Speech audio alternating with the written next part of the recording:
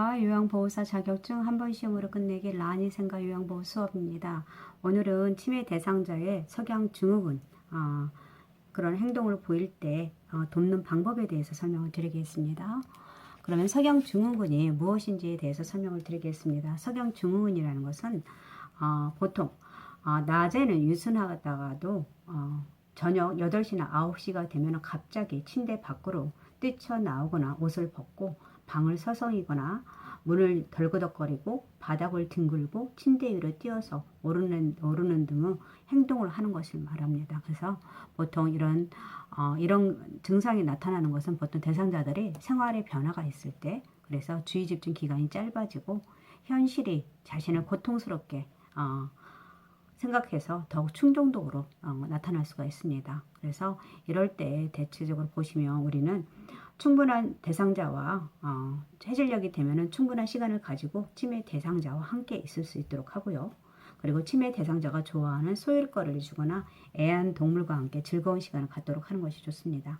그리고 될 수 있으면 낮 시간 동안에 움직이게 하거나 활동하게 하고요. 그리고 그렇다고 대상자들을 신체적 제한을 하게 하면 안 됩니다. 그래서 이런 행동을 더 악화시킬 수 있기 때문에 신체적 제한을 하지 않도록 하는 것이 더욱 좋고요. 네.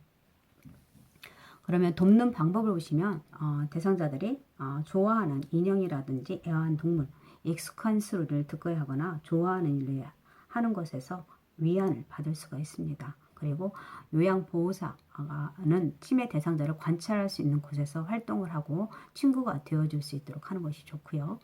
그리고 산책을 하도록 하는 것입니다. 산책을 하도록 해서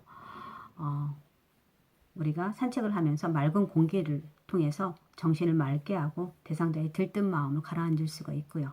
그리고 따뜻한 음료수를 제공하거나 등 마사지, 음악 듣기를 통해서 잠드는데 수면에 도움이 될 수 있도록 하거나 TV를 켜놓고 조명을 밝게 해서 하는 것도 도움이 될 수 있습니다. 그 다음에 부적절한 성적 행동 시에 돕는 방법을 보시면 대상자들은 보통 성 자체에는 관심이 없습니다. 그리고 부적절한 성적 행동 관련 요인을 관찰할 수가 있고요. 그리고 때때로 행동 교정에 도움이 될 수 있습니다. 그리고 노출증을 감소시키기 위해서 벌과 보상을 적절히 사용할 수 있도록 하는 거고요. 그리고 이상한 성행위가 복용 중은 약물로 인해서 유발될 수 있음을 이해하도록 하는 것이 좋습니다.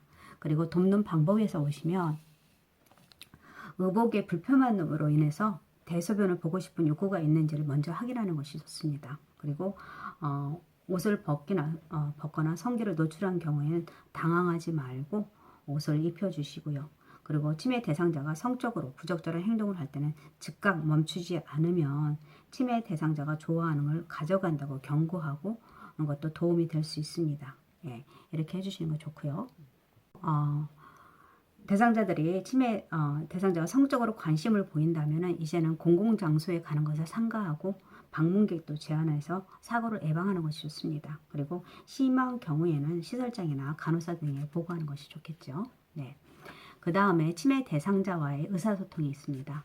우리 언어적 의사소통과 비언어적 의사소통이 있는데, 언어적 의사소통이라는 것은 우리가 말이나 글로 표현할 수가 있고요. 비언어적 의사소통이라는 것은 표현이라든지 몸짓이라든지 말짓, 손짓, 발짓, 이런 소리 같은 것을 통해서 얼굴 찡그림이라든지 이런 것을 통해서 말할 수가 있고요. 그러면 언어적 의사소통이라는 것은 우리가 보통 대상자의 요구를 파악하기 위해서 막연한 질문보다는 구체적으로 질문해 주시는 거 좋습니다. 그래서 신체적 상태를 파악할 때도 구체적으로, 보통 허리가 많이 아프세요 할 때는 그 허리 부위를 짚어가면서 말을 한다든지, 아니면 배를 짚으면서 여기가 아프지 않냐고 물어본다든지, 머리를 짚으면서 여기가 아프지 않냐고 물어본다든지 이렇게 해주시는 게 좋고요. 그냥 어디 불편한 곳에 있으세요 라고 이런 막연한 질문은 좋지가 않습니다. 그리고 대상자에게 존중하는 태도와 관심을 받아서 우리가 비협조적인 행동이나 엉뚱한 행동을 할 경우에도 부탁합니다 등의 따뜻한 말로 존중하는 태도를 유지하고 협조를 요청하도록 하고, 그리고 협조를 잘 했을 때는 격려를 해주는 것입니다. 그래서 잘했어요, 맞아요 등 같은 격려를 말을 해주는 것이 좋고요. 그리고 대상자가 이해할 수 있도록 말하는 것이 좋습니다. 그래서 항상 우리가 잃어버린 것 같은 거 대상자가 기억력 장애로 인한 문제가 인정하고 이해할 수 있도록 돕는 것이 좋습니다. 그리고 그래서 대상자가 이해할 수 있도록 말해주는 것이 좋고요. 그리고 대상자의 속도에 맞추고 천천히 대해주고 반응할 때까지 기다려주는 것이 좋습니다. 그리고 우리가 어린아이 대하듯 하지 않도록 해주시는 것이 좋고요. 그래서 한 가지 말하지 않고 반드시 존칭어를 사용해 주시는 것이 좋습니다. 그리고 반복적으로 의미를 충분히 설명하고 반복적으로 설명을 해주시고 왜라는 질문보다는 보통 예, 아니요라고 답할 수 있도록 하는 것이 좋고요. 예. 인격적으로 대하면서 우리가 우리 존중하는 태도를 유지하는 것이 좋습니다. 그리고 간단히 단어나 이해할 수 있는 표현을 하도록 하는 것이 좋습니다. 간단한 단어, 그래서 쉬운 단어와 짧은 문장을 사용하고 될 수 있으면 긴 문장을 사용하지 않는 것이 좋고요. 그리고 한 번에 한 가지씩 설명하도록 하는 것이 좋습니다. 그래서 식사하세요, 양치하세요, 외출해요라고요. 한 번에 한 가지씩 차례로 이야기해 주시는 것이 좋습니다. 그리고 가까운 곳에서 얼굴을 마주보고 말할 수 있도록 해야 되는데 이 가까이라는 것은 1m 이내를 말하는 것이 좋고요. 예. 그 다음에 항상 현실을 알려주는 것이 좋습니다. 그래서 이름을 부르고 자신이 누구인지를 밝히고 그리고 시간을 말하면서 아침 8시예요. 아침 식사하세요 라든지 밤 10시예요. 주무세요라고 말하면서 항상 현재 상황을 알려주시는 것 좋습니다. 네, 이렇게 해주시는 거 좋고요. 항상 현실을 알려줘서 대상자한테 접근할 때 이름을 부르고 자신이 누구인지 밝히도록 하고요. 그 다음에 일상생활을 할 때에도 아침 8시예요. 아침 식사하세요. 밤 10시예요. 주무세요라고 항상 현재의 상황을 알려주는 것이 좋습니다.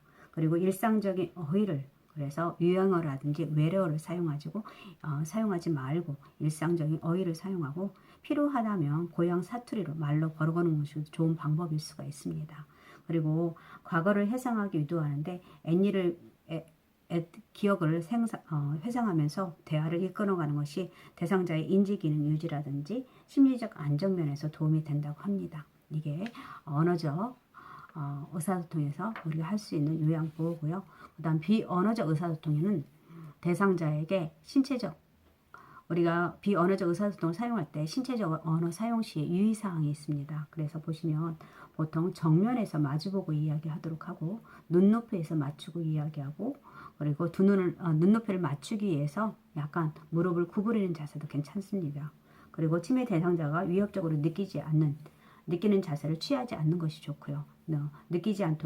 위협적인 자세가 느끼지 않도록 대상자보다 높은 위치에서 또는 팔짱을 끼거나 주먹을 쥐는 자세들을 하지 않는 것이 좋고요.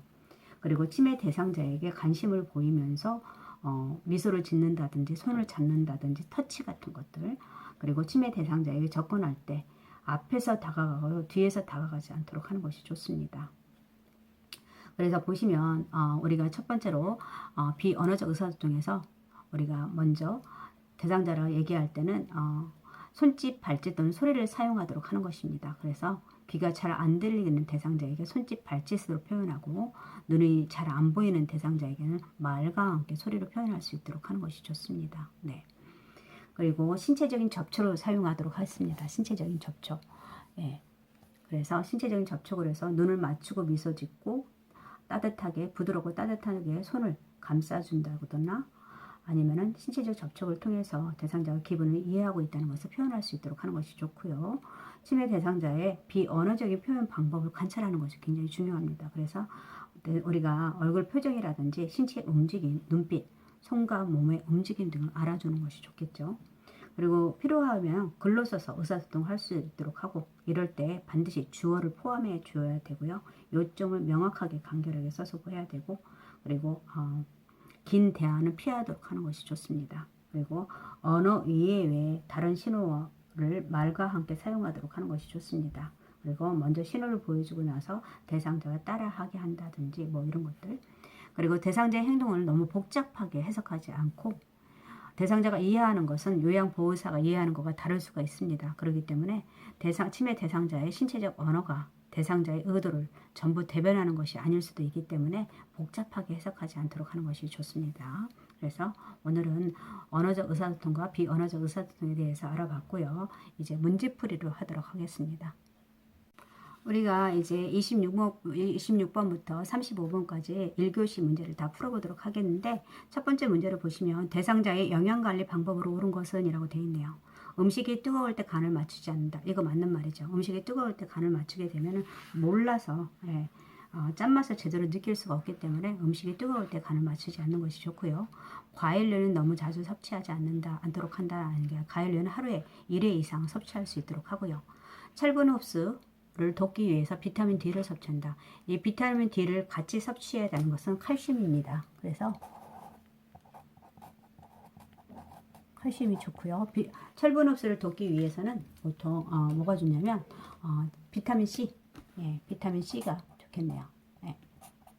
그래서 철분 흡수를 비타민 C, 오렌지 주스랑 같이 철분 흡수를 하게 되면은 우리 효과가 더 흡수가 되기 좋고요. 그래서 우유 같은 경우는 비타민 D하고 하면은 칼슘 흡수가 더 좋습니다. 그래서 이렇게 해주시면 되고, 그 다음에 동물성 단백질 위주로 하루 3끼를 식사한다라고 이렇게 하면 안 되겠죠. 콜레스테롤 높아질 수 있기 때문에 단백질 위주로 하루에 보통 1kg당 0.5g에서 1g 정도가 좋다고 합니다. 그렇기 때문에 하루 3끼를 단백질을 하게 되면 굉장히 나쁘겠죠. 그리고 음식을 한꺼번에 많이 만들어 놓고 계속 섭취한다. 음식은 그때그때 한 끼에 먹을 양 정도만 만들어주면 좋겠죠. 그래서 이게 답이 1번이 되겠네요. 그 다음에 대상자의 안전한 운동 관리 방법으로 옳은 것은 이라고 했네요. 네, 실내 운동 시 준비 운동을 생략한다 라고 했는데, 실내 운동이든 밖에서 운동을 하시든 보통 우리는 10분 이상 정도 준비 운동을 할 수 있도록 하는 것이 좋고요. 그리고 낮 운동 시 마무리 운동을 시간을 줄인다가 아니라 마무리 운동도 심박동수가 안정이 될 때까지 마무리 운동을 해주시면 좋습니다. 그리고 추운 날씨에는 야외에서 운동의 강도를 높이는 것보다는 차라리 추운 날씨에는 실내에서 운동을 하는 것이 좋고요.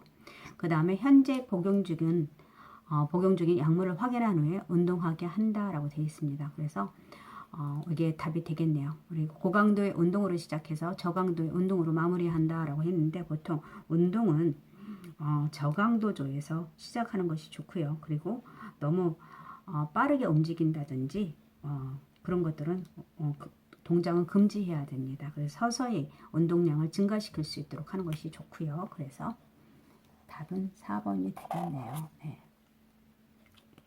그 다음에 28번에 보면 수분 섭취를 제한해야 하는 질환으로 옳은 것은 이라고 했네요. 수분 섭취를 제한해야 되는 것, 아마 수분을 물 같은 걸 많이 드시게 되면 부종이 올 수 있는 환자들, 그래서 심부전이라든지 아니면 심장에 문제에서 심부전이라든지 아니면은 간경화증 있는 환자라든지 아니면 부신 기능에 저하증이 있다든지 아니면 심한 갑상선 기능 저하증이 있는 환자들은 수분 섭취를 하게 되면 부종을 일으키게 되고 혈압이 올라갈 수 있기 때문에 이런 환자들은 안 되겠죠. 그래서 답이 이거고, 그 다음에 수분을 섭취를 많이 해야 하는 환자, 충분히 마셔야 하는 질환들은 보통 염증성 비뇨기계 질환이 있는 요로 감염이라든지 방광염 같은 요로 감염, 아니면은 전립선 같은 거, 이런 질환이 있는 환자들한테 안 좋고요. 그리고 폐렴 같은 경우는 수분을 많이 마심으로 인해서 가래를 액화시킬 수가 있습니다. 이런 것들, 기관지염도 마찬가지고요. 네, 이렇게 해주시면 될 것 같고, 그 다음 고혈압이나 협심증 같은 약물도 수분을 섭취함으로써 혈증 같은 것을 약간 막을 수가 있다고 합니다. 네. 그 다음에 노화로 인한 수면의 특성은 이라고 되어 있네요. 네, 보시면 노인은 보통 수면이 특성이 수면 중에 자주 깨기도 하고요. 그리고 수면 양이 줄어들고 잠들 때까지 오래 걸립니다. 그리고 낮 시간 동안에 졸려한다든지 꾸벅꾸벅 존다든지 이런 나타날 수가 있습니다. 그래서 수면의 특성을 보면은 수면 중에 자주 깬다가 답이 되겠네요. 그죠? 그 다음에 대상자가 두통이 있을 때마다 비처방약을 구입해서 복용할 때 대처 방법은 이라고 했네요. 장염 코팅된 쪽에서 복용하게 한다. 장염 코팅제 같은 경우는 우리가 여러분들 소화제 같은 경우는 약간 딱딱한 부분 있죠. 그런 것이 코팅이 되어 있는 것인데 그런 것들은 위를 보호하기 위해서 코팅을 해 놓은 것입니다. 그래서 그것을 쪼개서 드시면 안 돼, 복용하게 되면 안 되고요. 그래서 한 번에 많은 양을 구입해 두도록 한다. 한 번에 비처방약 같은 거 한 번에 많은 양을 구입하지 않는 것이 좋고요. 언제든지 구입할 수 있으니까 그때그때마다 필요할 때마다 구입하도록 하는 것이 좋고요. 약 복용을 자제하고 통증을 최대한 참게 한다. 아니죠. 네. 약 복용을 자제하는 것보다는 통증이 있으면 의사한테 상담을 하고 할 수 있도록 복용할 수 있도록 하는 것이 좋고요. 통증을 참을 필요는 없습니다. 그리고 비처방약도 복용하기 전에 의사와 상담하게 한다. 이게 굉장히 좋네요. 비상약은 상시 구입이 어려움을 알려준다. 약 같은 것은 우리가 비상약 같은 거 구입할 수 있습니다. 그래서 비상약은 뭐 진통제라든지 아니면 감기약이라든지 아니면 소화제라든지 이런 약들은 다 구입할 수가 있습니다. 편의점 같은 데서 구입할 수 있으면 알려주시는 게 좋겠죠. 네, 그래서 답은 4번이 되겠네요. 네.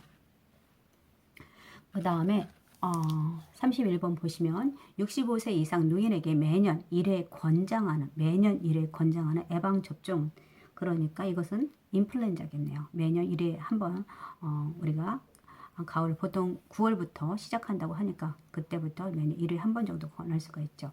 근데 예, 답은 4번이고요.